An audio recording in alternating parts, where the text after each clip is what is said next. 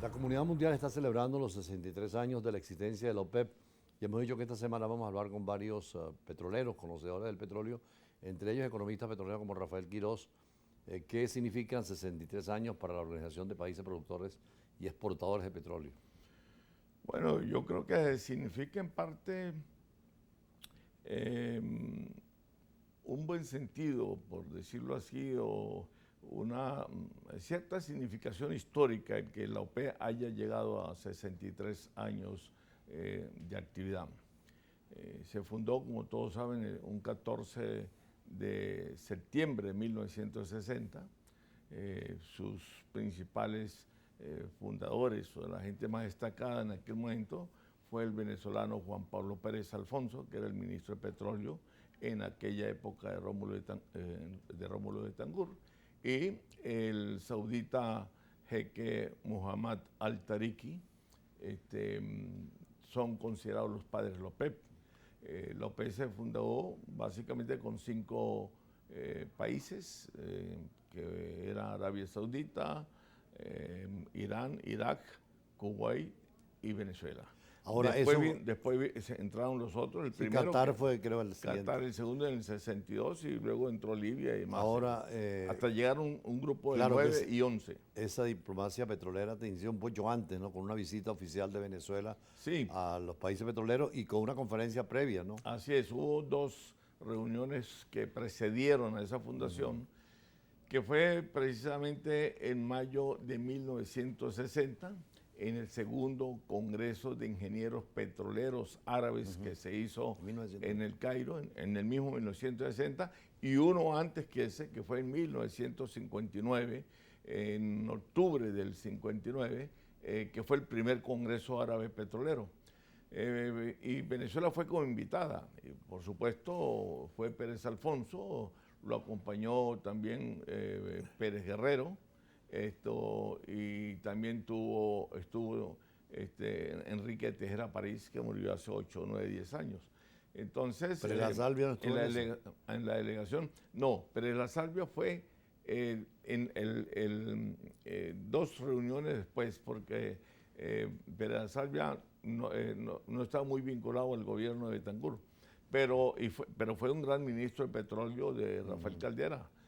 Para mí, el de los copellanos, por decirlo así, uno de los más destacados en el tema petrolero, además del amigo Humberto Calderón Berti, fue Hugo Pérez La Salvia. Ahora, esas conferencias especiales, internacionales, inclusive de carácter global, una muy importante fue en Caracas en el 2000, pero antes de esas.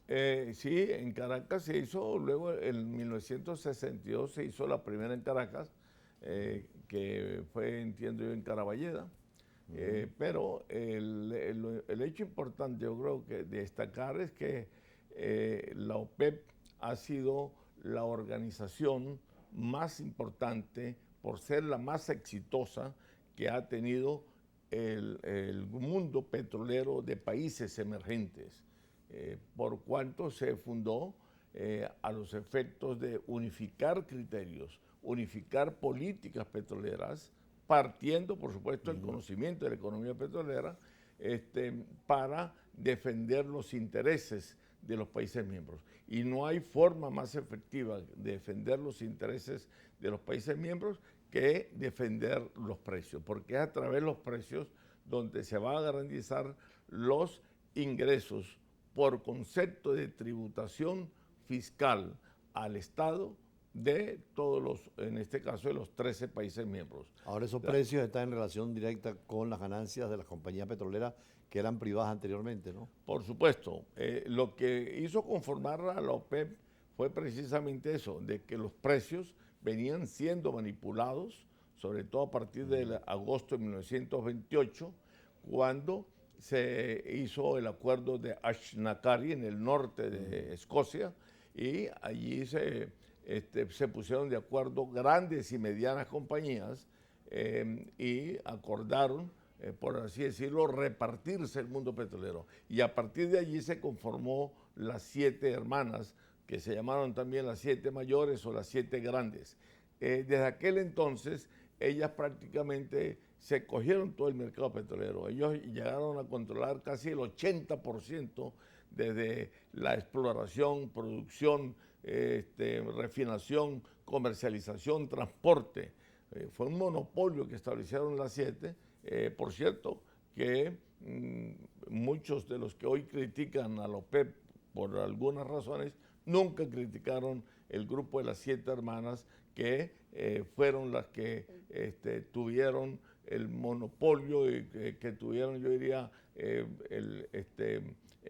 sí, tenían la matriz, por así decirlo, del negocio petrolero.